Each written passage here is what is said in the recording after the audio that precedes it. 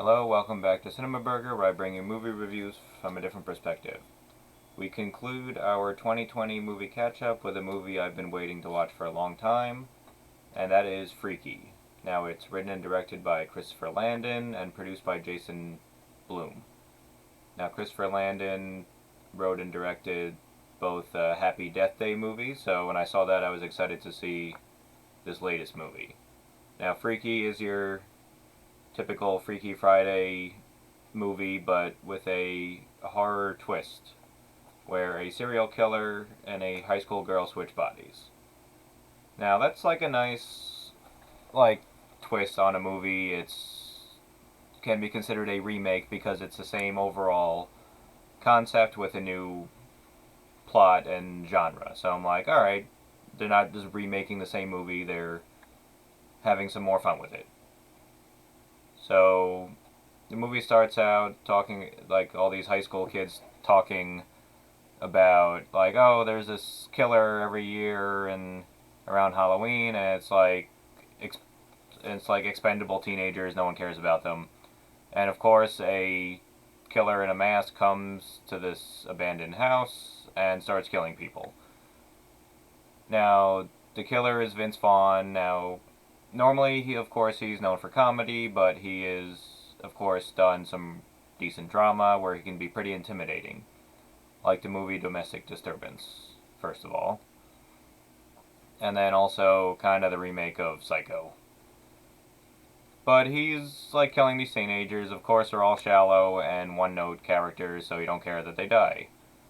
And the kills are pretty gruesome. And what's nice about this movie is all the kills and gore.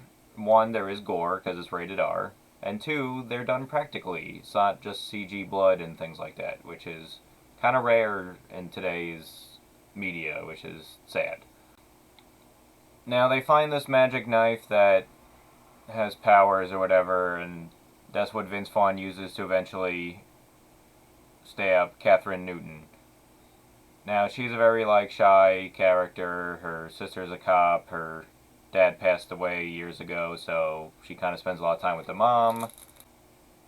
She is like the high school mascot for their football team, and it's called the Beavers. So there's a lot of beaver jokes throughout the movie, which are pretty funny. Now she's waiting to get picked up, and the killer shows up and stabs her in the shoulder. Now, based on the rules of the knife, they're two minds switch bodies. So of course, Vince Vaughn, the serial killer, is in Catherine Newton's body, and Catherine Newton's in Vince Vaughn's body. So a lot of the movie is Vince Vaughn acting like a teenage girl, and Catherine Newton acting like a cold, calculating serial killer. Now, this movie takes place over about 3 days, and it starts out as Wednesday, February 11th, and Thursday, February 12th, and then the finale of the movie happens on, of course, Friday the 13th. Which is also ironic because the mask that Vince Vaughn uses in the beginning of the movie kind of looks like Jason Voorhees' mask. Which, of course, that was done on purpose, I'm sure. Now, this town that the main characters live in is called Blissfield, where oh, everything is normal and stuff until this killer comes. So that's always a fun play on words.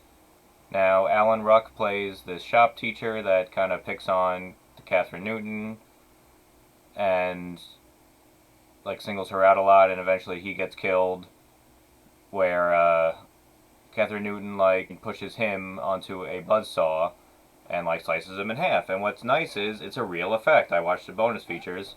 They made a prosthetic, and it is just nice to see practical effects. Now, one point, there's this of course, there's the popular annoying girl who picks on the main character. She gets her comeuppance, but the way she does, there's this in this high school gym locker room. There's some sort of cryogenic freezing something. Yeah, it's a cool kill to freeze someone to death, but why does a school have a cryogenic tube, and where do they get the money for that? I mean, for the most part, everything is pretty practical and believable.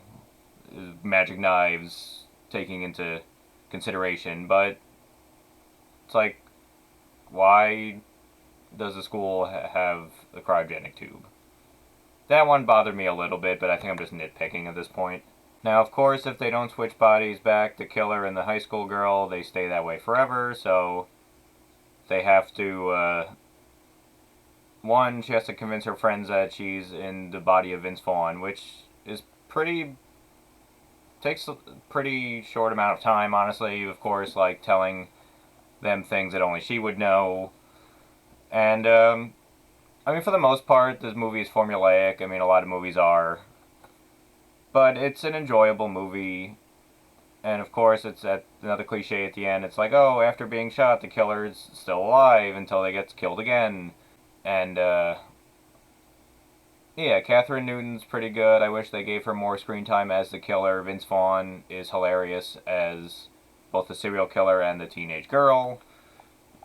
The director, writer had a lot of fun with this movie, and I think it's a better Blumhouse movie. As I've mentioned in the past, Blumhouse like horror movies have been hit or miss. This is one of the better ones, of course. I feel like though Happy Death Day 1 and 2 were a little more clever than Freaky though. But overall, I'd give Freaky a 3.5 out of 5 burgers. It's available to rent now. I ended up buying it on Blu-ray because I really like the director and writer. But I think you'll enjoy it, and it's a nice horror comedy to check out. Alright, I'm Scott Berger, and I'll see you next time.